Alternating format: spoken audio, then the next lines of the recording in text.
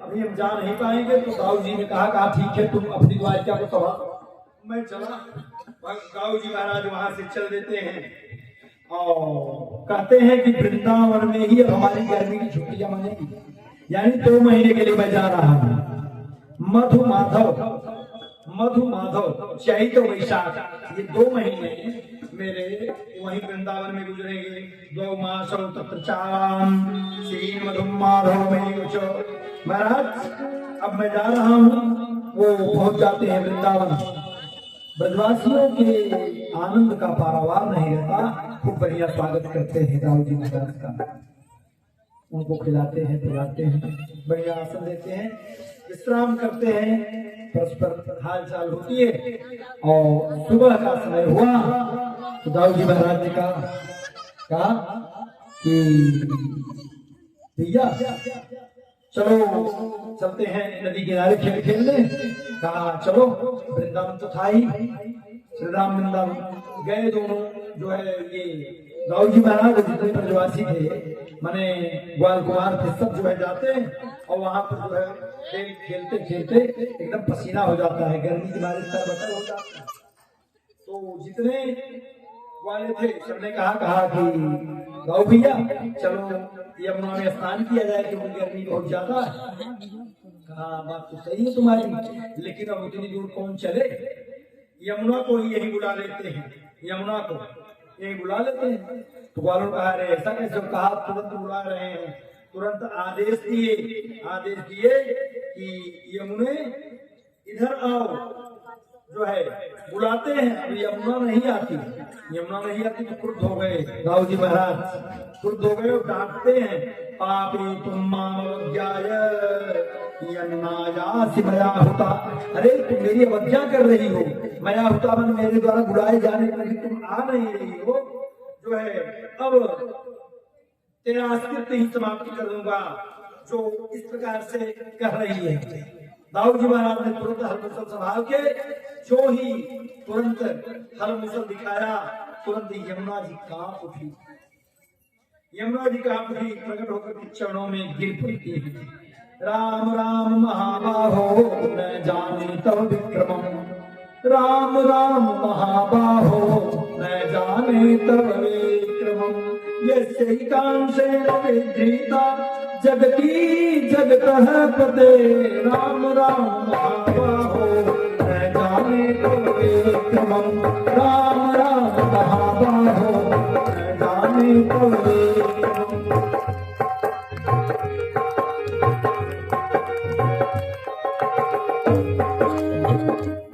युवराज जी कहती हैं कि बलराम भैया मुझे क्षमा करें, मेरी धृष्टता को क्षमा करें, मैं आपकी इस प्रभुता को जान नहीं पाई।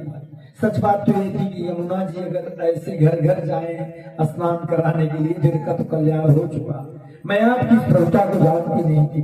तुरंत यमुना जी में से एक गंगा यामुनी जलधारा प्रविष्ट होती है, निकलती है और सब स्नान करके ना वहां पर वृंदावन में पहुंचते हैं।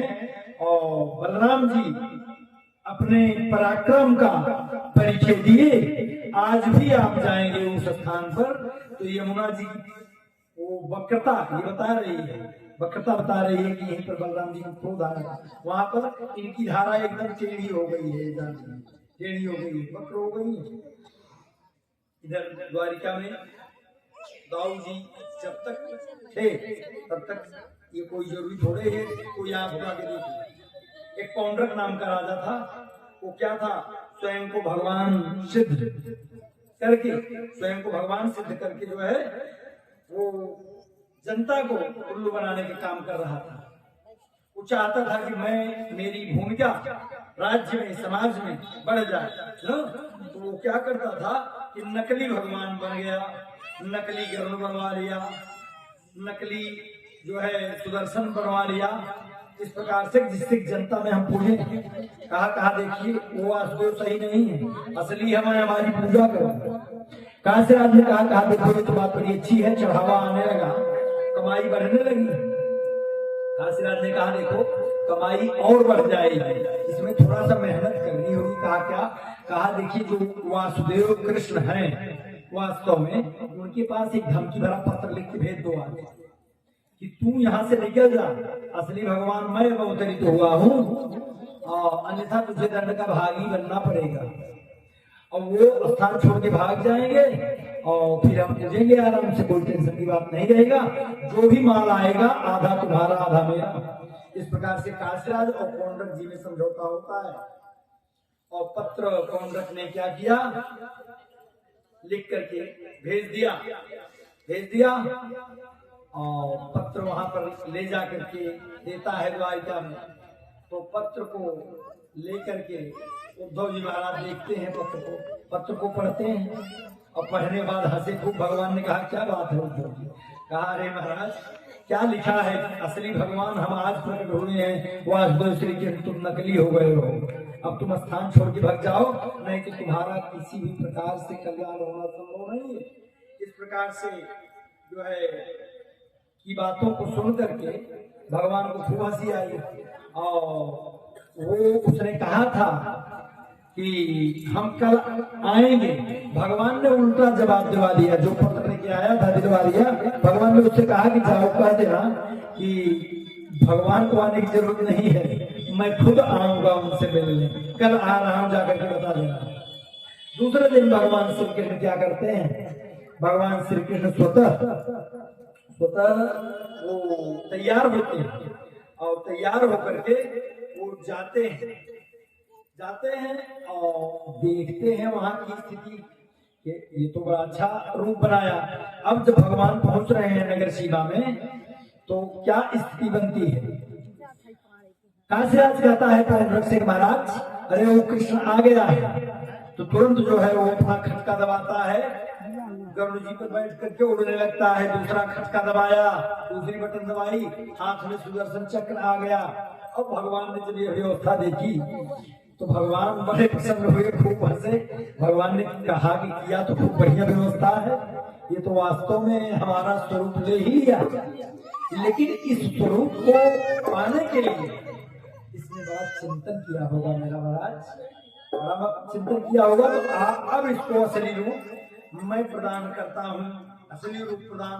भगवान तुरंत क्या किए, सुदर्शन चक्र के द्वारा पौंड्रक का वध कर देते हैं। पौंड्रक का वध करते हैं तुरंत। काशीराज आता है, काशीराज का भी वध कर देते हैं। काशीराज के वध का समाचार उसके पुत्र सुदक्षिण को मिलता है। सुदक्षिण माया शक्ति से कृत्या नाम की राक्षसी को पैदा किया और वह दक्षिणाग्नि से पैदा हुई थी। वो द्वारिका में आ जाती है ना, द्वारिका में आ जाती है भस्म करने के उद्देश्य से, लेकिन भगवान ने सुदर्शन चक्र से कृत्या का भी सर्वनाश कर दिया।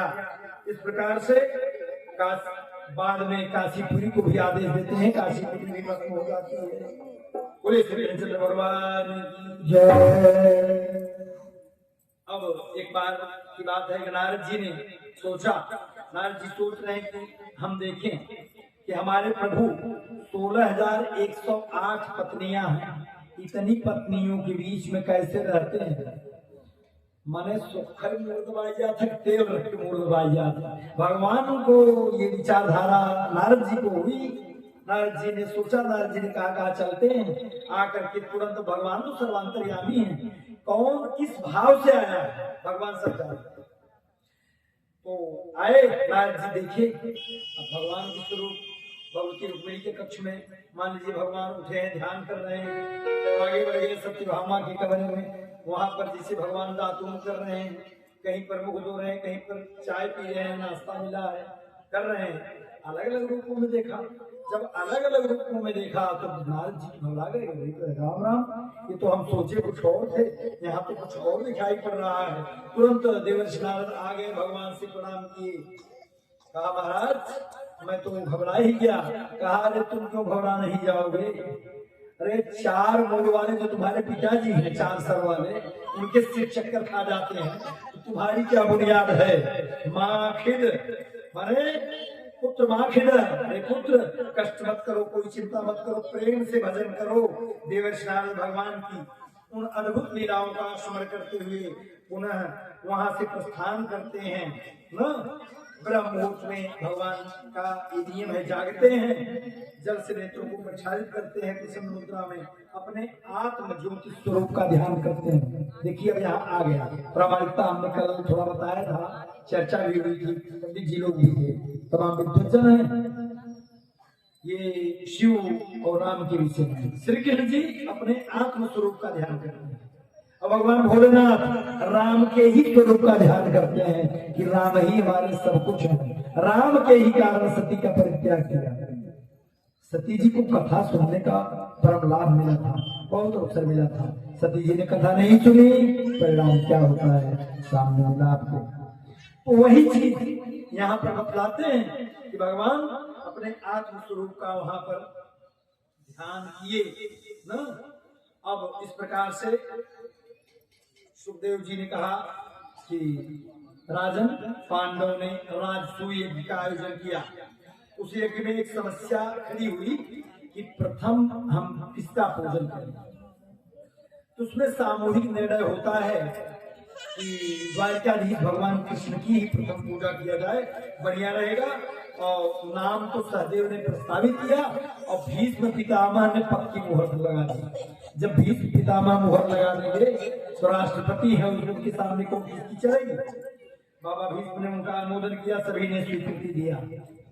जब स्वीकृति मिल जाती है तो प्रथम पूजन जो ही प्रारंभ हुआ, तुरंत तिलमिला करके शिशुपाल खड़ा हो जाता है, तुरंत जो है गालियां शुरू कर देता है। शिशुपाल ने जो ही 101 गालियां दिया, तुरंत भगवान क्या करते हैं, शिरस्त्रांत चक्र जहार तत्तोरियो सुदर्शन चक्र से उसका शिरोच्छेदन कर दिया। उसका धड़ अलग गिर गया, सिर अलग गिरा। उसके शरीर से एक ज्योति स्वरूप जो आत्मा रूपी ज्योति है वो निकली और भगवान के शरीर में प्रविष्ट हो गई।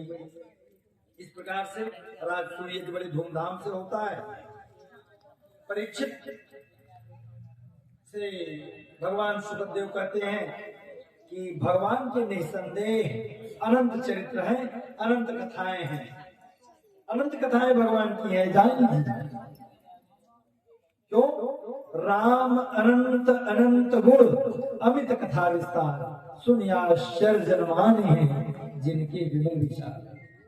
कहते हैं अनंत कथाएं हैं महाराज और इनके अनंत चरित्र रहे हैं। अब तुम्हें कौन सा चरित्र, कोई और चरित्र सुनना बाकी हो तो बताओ। तो परीक्षित ने कहा महाराज, तमाम आपने उदाहरण दिया बीच में दीन बंधु नाम से कि ये दीन बंधु भी कहे जाते हैं, दीनानाथ कहे जाते हैं। क्या कहीं पर ऐसा प्रमाण है, देखने को मिला है कि दीन बंधुता इनमें दिखलाई पड़ी है? ये भगवान ये सुखदेव जी को, भगवान सुखदेव जी को तुरंत सुदामा जी आ जाते हैं। सुखदेव जी बोले बड़ा अच्छा उत्तम प्रश्न आपने किया है और ऐसे ही जैसा आपने कहा है दीन बंधुता पूर्ण कथा दीनदयाल की, वही हम सुना रहे हैं। तो सुखदेव जी कहते हैं, कृष्ण से सखा आसीत् कश्चित् ब्राह्मणो ब्रह्मवित्तमः विरक्तः इंद्रियार्थेषु प्रशांतात्मा जितेन्द्रियः। कृष्ण से सखा सी, कृष्ण के सखा थे। देखिए विशेषण गिना रहे हैं, भगवान व्यास लिखते हैं, सुखदेव जी कह रहे हैं कि कृष्ण के सखा थे। कौन? भगवान श्री कृष्ण के परम प्रिय सखा सुदामा जी महाराज हुए ना। और सुदामा जी की विशेषण गिनाने में ही ये इतना अपने आप को उलझा लिए कि मूल परिचय देना भूल जाते हैं। ये जान लीजिए, न नाम बताया, न काम बताया, न धाम, कुछ भी नहीं, केवल विशेषण बता रहे हैं। कैसे है सुदामा? कृष्ण से सखा आसीत् कश्चित् ब्राह्मणो ब्रह्मवित्तमः। ये ऐसे ब्राह्मण है जो ब्रह्मवित्तम है, ब्रह्मवित्तर नहीं है, ब्रह्मवित्तम। ये जान लीजिए, इंद्रियों के विषय में एकदम विरक्त रहने वाले हैं। पंच कर्मेंद्रियां, पंच ज्ञान इंद्रिया, ये 10 इंद्रियां हैं। 10 इंद्रियों पर मानो इन्होंने विजय पताका लहरा ली हो, विजय प्राप्त कर ली हो, ऐसे रहने वाले हैं। सुखदेव जी को इस पर भी संतोष नहीं होता तो प्रशांत आत्मा कहते हैं। प्रशांत आत्मा माने हमेशा परम शांत रहने वाले हैं, हर परिस्थिति में प्रसन्न रहते हैं, संतुष्ट रहते हैं। ऐसे भगवान हैं जिसका कभी चित्त अशांत नहीं होता। ऐसे परम संतुष्ट कौन है? सुदामा जी महाराज सुदामा जी के विशेषण में बताते हैं, मुझे तुमने मालिक बहुत कुछ दिया है, तेरा शुक्रिया है, तेरा शुक्रिया है। मुझे तुमने मालिक बहुत कुछ दिया है, तेरा शुक्रिया है, तेरा शुक्रिया है। मुझे तुमने मालिक बहुत कुछ दिया है, तेरा शुक्रिया है, तेरा शुक्रिया है। मुझे तुमने मालिक बहुत कुछ दिया है, तेरा शुक्रिया है, तेरा शुक्रिया। मिलती गिरती हुई दात तेरी, तो क्या थी जमाने में औकात मेरी, क्या थी जमाने में औकात मेरी। ये बंदा तो तेरे सहारे दिया है, ये बंदा सहारे दिया है, तेरा शुक्रिया है, तेरा शुक्रिया है, तेरा शुक्रिया है, तेरा शुक्रिया है। मुझे मेरे मालिक ने बहुत दिया है, तेरा शुक्रिया है, तेरा शुक्रिया है। मेरा ही नहीं तू सभी का है दाता, सभी को सभी कुछ है देता दिला, सभी को है देता दिलाता। जो खाली दामन तूने भर दिया है, जो काले खदाम उसे भर दिया है, तेरा शुक्रिया है, तेरा शुक्रिया है, तेरा शुक्रिया है, तेरा शुक्रिया है।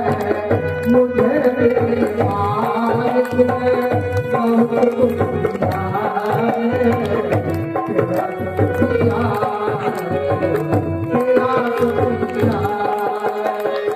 तेरी बंदगी से मैं बंदा हूँ मालिक, तेरे ही करम से मैं जिंदा हूँ मालिक। तेरे करम से जिंदा हूँ मालिक, तेरे करम से जिंदा हूँ मालिक। तुम्हीं ने जीने के काबिल किया है, जीने के काबिल किया है, तेरा शुक्रिया है,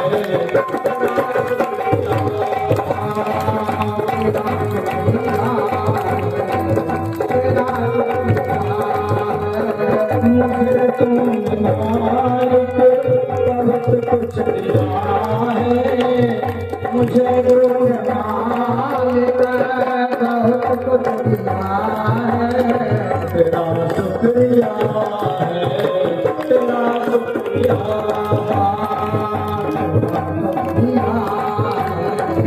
तेरा शुक्रिया। मेरा भूल जाना तेरा भुलाना, मेरा भूल जाना तेरा मिलाना, तेरी रहमतों का है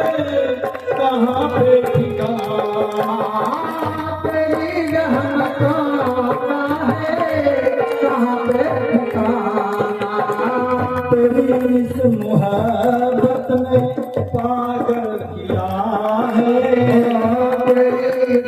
मोहब्बत में पागल किया है, तेरा शुक्रिया है, तेरा शुक्रिया है, तेरा शुक्रिया है, मुझे तूने मालिक बहुत कुछ दिया है, मुझे तूने मालिक बहुत कुछ दिया है, शुक्रिया है,